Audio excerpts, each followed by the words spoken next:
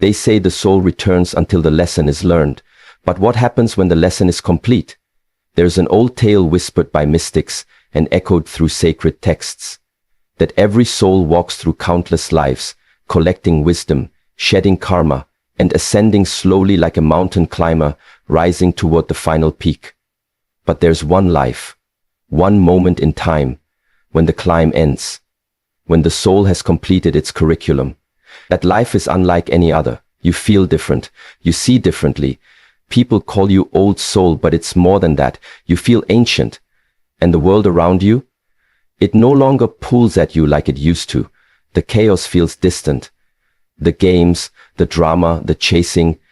It's like watching it all from a high window, detached yet aware.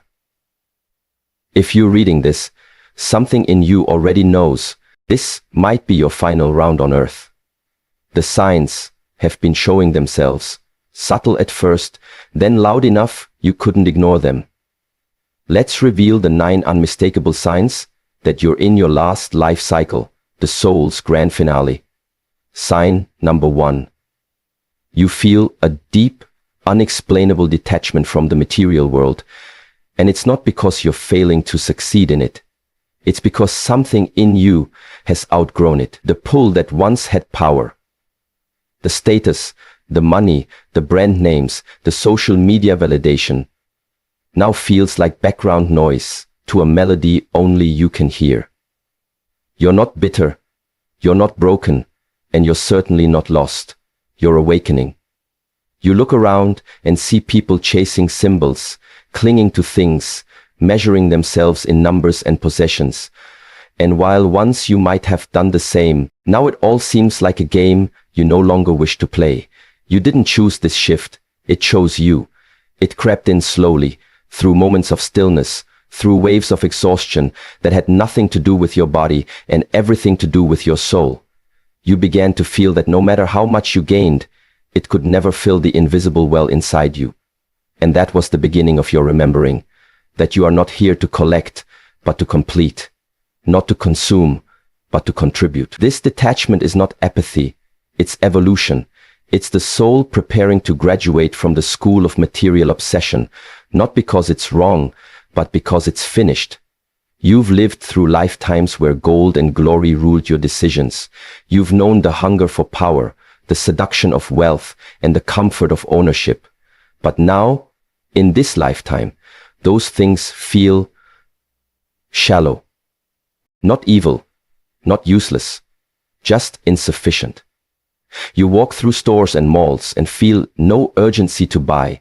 You scroll through curated lives and feel no jealousy. And when someone asks what your 5-year plan is, you speak more of peace and purpose than profits and promotions. You crave experiences that nourish the soul, not inflate the ego. Conversations that stir your spirit, not just your ambition. You find joy in silence, freedom in simplicity, power in presence. And while the world might call you detached or even strange, deep down you know this is the soul's final act. You're not rejecting the world, you're transcending it. You haven't lost desire, you've refined it. You want less, not because you're broken, but because you're whole. This detachment isn't a flaw, it's a sacred signal. You remembered who you are, and the world can no longer convince you otherwise. Signal 2. You're a magnet for pain, but not your own. And you've known this for as long as you can remember, though you never quite had the words for it. People are drawn to you with their wounds exposed, their hearts bleeding, stories they've never told anyone else. And for reasons they can't explain, they feel safe unraveling in your presence. It's not because you ask or invite it. It's because your soul vibrates at a frequency that understands suffering without judgment. You've walked through lifetimes of heartbreak, betrayal, and spiritual fire, and whether you consciously remember them or not, your energy carries the wisdom of those scars. People can feel it. They know you've been through something, even if they can't name what. And so they lean on you, they confess to you, they bleed on you, and somehow you don't flinch. You listen without fixing, hold space without trying to rescue, and offer comfort not through words, but through your very being. You've become the emotional anchor in other people's storms, not because you thought that role, but because your spirit was forged in the fire of empathy. You carry a silent understanding that many never reach in 100 lifetimes. But here's what makes it sacred. You're no longer drowning in other people's pain. You feel it deeply, but it doesn't break you. It transforms through you. Like a spiritual alchemist, you don't store their pain. You filter it through the lens of compassion and return it lighter, softer, more bearable. You've learned to care without carrying, to feel without fragmenting. And this gift, this ability to hold space for suffering, isn't weakness. It's mastery. It means your soul has graduated from victimhood and now stands in the realm of healer, guide, and mirror. At times it's lonely. At times the weight of unspoken sorrow feels immense. But you've come to understand that this magnetism for pain isn't a curse. It's confirmation. Confirmation that your soul has evolved beyond self-centered survival and now serves as a vessel for collective healing. You're not here to avoid pain. You're here to help dissolve it. And the pain that once broke you in other lives has now become your bridge to others. You carry the medicine not because you were spared the wounds, but because you survived them. Side number 3. Your relationships are more about growth than comfort. And while that may sound poetic on the surface, in truth, it's been anything but easy. Because when your soul is in its final life cycle, the people you attract are rarely there to coddle you. They're there to awaken you. You've likely noticed a pattern. Your friendships, your romances, even your family dynamics, they don't follow the script society teaches. Instead of ease, you often encounter intensity. Instead of stability, you find transformation. The people who enter your life feel fated, almost karmic, as if you've met them before, because you probably have. These relationships come with friction, with mirrors, with lessons. They pull you into your shadow, they stir your deepest fears, and they trigger parts of you that you thought you'd buried. But here's the twist. These aren't toxic entanglements meant to destroy you. They are soul contracts designed to evolve you. You came into this life not seeking comfort, but completion, and the people you meet are the catalysts. They challenge your patterns, force you to confront your truths, and push you to shed layers that no longer serve you. And while others may judge you for letting go of relationships that don't look broken on the outside, you know better. You can feel when something has stopped growing, and you'd rather walk away in alignment than stay in stagnation. You're not interested in surface-level connection. You crave depth, truth, and emotional accountability. You'd rather be alone than pretend. And because of that, your relationships are fewer, but far more potent. You don't cling to people. You learn from them. You don't resent endings. You respect their timing. You're not chasing soulmates. You're attracting reflections of your evolution. Each connection becomes a sacred mirror, showing you where you still need healing, where you've grown, and where you're ready to rise higher. Love, for you, is not a fairy tale. It's a furnace, and only the brave can stand in it with you. But in that fire, real transformation occurs, not just for you, but for them too. Because your energy doesn't just take, it teaches. Your presence invites others to rise, to awaken, to question, to stretch. And if they can't rise with you, you bless them and let them go, not with bitterness, but with gratitude. Because you understand what most people don't. Real love isn't always soft. Sometimes it's the force that burns everything falls to the ground, so only truth can remain. Time feels like an illusion. And though the clocks keep ticking and the calendars keep flipping, something deep within you no longer moves by hours, dates, or deadlines. It moves by rhythm, by intuition, by soul. You watch the world obsess over time, rushing, planning, aging in fear. And yet you walk through it all like someone who remembers a secret, that this life is just one chapter in an endless book. Sometimes entire days pass like seconds, and other times a single moment stretches into eternity. So vivid, so full, it feels like it contains the whole universe. You find yourself less concerned with what time is it, and more interested in what is this moment asking of me. Because the more awake you become, the more you realize that time is not linear, it's fluid, it's sacred, and it bends around presence. People tell you to plan 5 years ahead, to meet deadlines, to chase the future like a prize. But your soul is far more interested in divine timing than scheduled outcomes. You sense when to move and when to wait, when to speak and when to listen. Not because a calendar told you, but because your inner knowing has become louder than the world's noise. Time no longer enslaves you, it dances with you. You notice how synchronicities arrive when you're still, how life responds when you're aligned, how magic enters the spaces where you stop trying to control everything. You're not lazy, you're listening.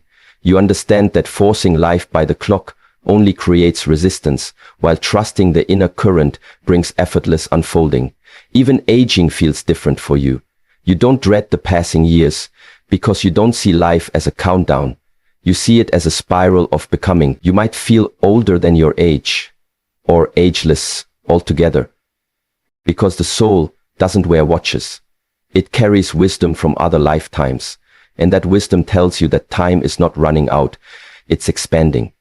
And in your stillest moments, you sometimes wonder if this sense of timelessness is a sign that you're nearing the end of the soul's journey, that you've almost completed what you came here to do. Because when you stop chasing time and start honoring presence, that's when the soul is truly free. Sick number 5. You're drawn to solitude, not isolation. And that distinction has become one of the clearest signs that your soul is nearing its final life cycle. Because you no longer fear being alone. In fact, you crave it. While the world around you rushes to fill every moment with noise, distraction, and social validation, you find deep nourishment in stillness, in quiet spaces where no masks are needed and no roles must be played.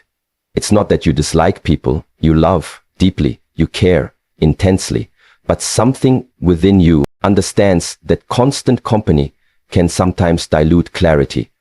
You've realized that growth doesn't always happen in conversation. Often it blooms in silence. Solitude, for you, is a sacred sanctuary where you reconnect with yourself, recalibrate your energy, and listen to the whispers of your inner wisdom that get drowned out by the volume of daily life. It's in these moments alone that truths surface, that your creativity awakens, that healing begins.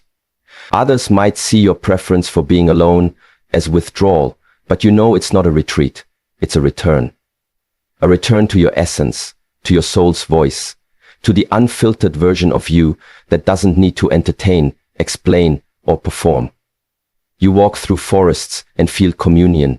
You sit in silence and feel connection. You journal, meditate, reflect, not because it's trendy, but because it's how you breathe spirit. The more you embrace solitude, the less tolerance you have for superficiality. Small talk drains you, crowded rooms numb you, and you'd rather spend a quiet evening under the stars than a loud night trying to fit into places that no longer feel like home. You've learned that being alone isn't the same as being lonely. In fact, solitude has made you feel more whole, more rooted, more you than any crowd ever could. And in that sacred space, you've started to remember something. That peace is not something you find out there, it's something you uncover within. You're not running from the world, you're simply no longer trying to lose yourself in it. You know that when you finally feel at home, in your own presence, you're free. Because those in their final life cycle don't need constant company to feel alive. They carry life within them, and solitude becomes their sanctuary, not their sentence. See number 6. Your intuition is no longer a whisper. It's a roar, and you can no longer ignore it, suppress it, or rationalize it away like you once did. It doesn't ask for your permission. It commands your attention. What used to feel like subtle nudges or quiet gut feelings now arrives as undeniable knowing, sudden clarity, and sometimes even physical sensations that alert you to truth or deception before your mind has time to catch up. It's as if your inner compass has been fine-tuned to such a high frequency that you can sense the energy of a room before stepping into it, feel the intentions behind someone's words without needing proof, and foresee the outcome of decisions not by logic but by inner alignment. And while the world may still run on reason, your soul no longer does. It runs on resonance. You no longer need long explanations or second opinions to know when something isn't for you. You feel it instantly. You walk away from what others would tolerate. You decline what others might chase. And though some may call it impulsive, for you, it's not haste, it's harmony. Because when you're in your final life cycle, your intuition isn't just a tool, it's a truth teller, honed over lifetimes of mistakes, awakenings, and spiritual refinement. You've made choices before that cost you deeply when you ignored that inner voice, and now you honor it like sacred scripture. It shows up in dreams, in synchronicities, in repeated signs that seem too precise to be coincidence. You don't brush it off anymore. You trust it, because you've seen what happens when you don't. Whether it's avoiding a toxic situation, knowing when to speak your truth, or sensing when to take a leap that defies all logic, your intuition has become your closest guide, your loudest ally. And with every choice you make from this space, you feel more aligned, more empowered, more whole. You no longer seek outside validation for your decisions, because you've remembered that the most powerful answers never come from others. They rise from within. Your roar of intuition is not fear-based, it's freedom-based. It's not there to warn you of danger. It's there to point you to your destiny. And when your life starts moving in harmony with that roar, you begin to understand this isn't just guidance. It's your soul's memory speaking through you. Loud, clear, and unshakable. Sig number 7. You forgive easily, but not because you're weak, and certainly not because you've forgotten the pain. It's because your soul has risen above the need to hold on to it. In a world where vengeance is glorified and grudges are worn like armor, your ability to let go is not a flaw. It's evidence of your evolution. You've been through enough lifetimes, enough heartbreaks, betrayals, and soul-deep disappointment to know that clinging to resentment only chains you to what broke you. And so, when someone wrongs you, you don't excuse the behavior, but you also don't allow it to take up permanent residence in your heart. You don't forgive because they deserve it. You forgive because you deserve peace.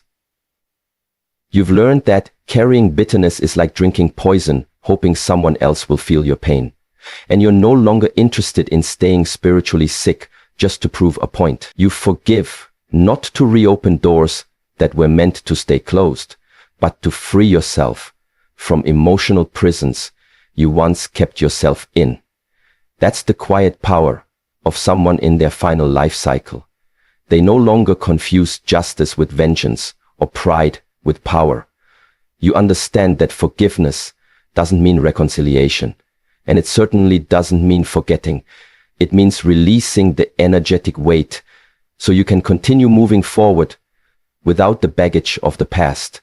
You've cried through nights that no one saw, battled your own ego in silence, and emerged with a heart that still chooses love. Love, not because it's easy, but because it's sacred. You've met people whose pain caused them to lash out, and instead of matching their fire with fire, you transmuted it with understanding. That's not softness, that's soul strength.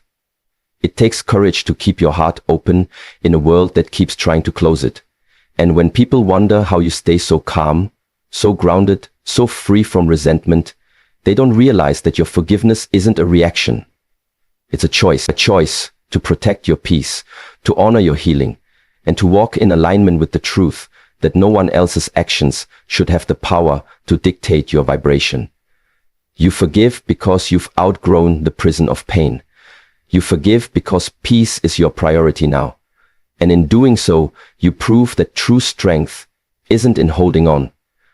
It's in letting go. Sig number 8. You're unapologetically authentic.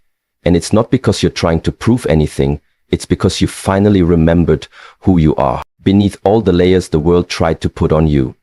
There was a time when you molded yourself to fit in, when you silenced your truth to be accepted, when you traded fragments of your identity just to feel safe in rooms that never saw you.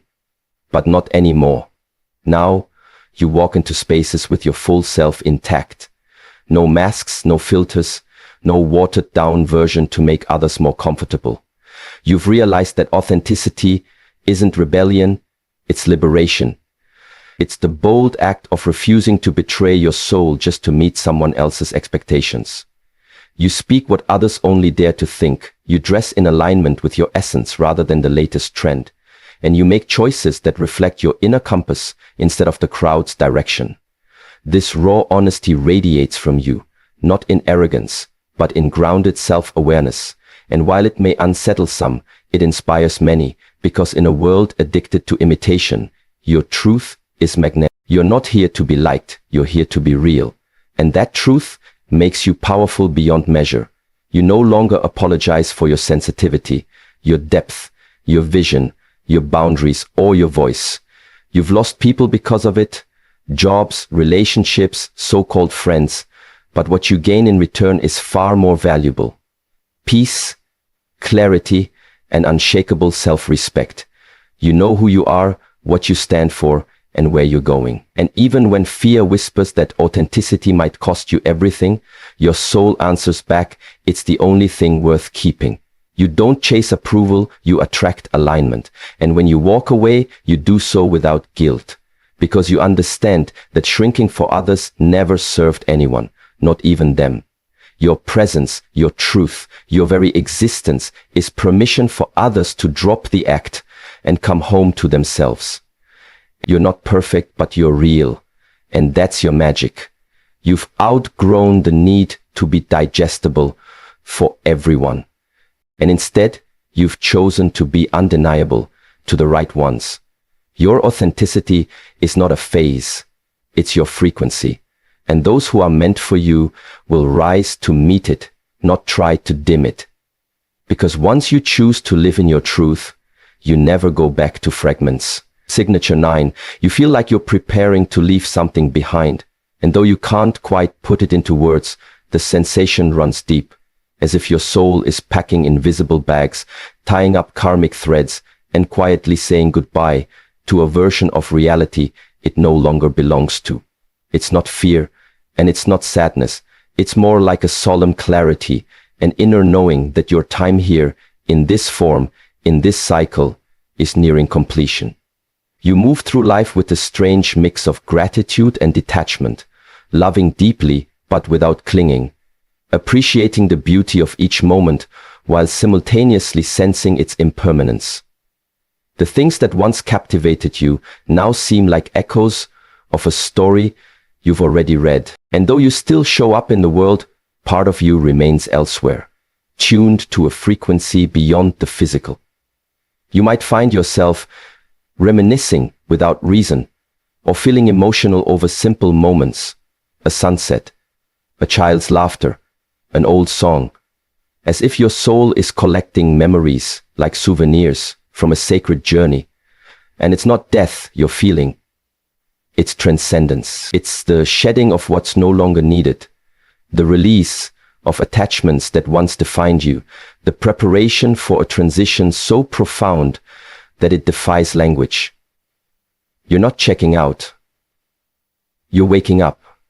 You're remembering that you are more than this body, more than this name, more than this lifetime.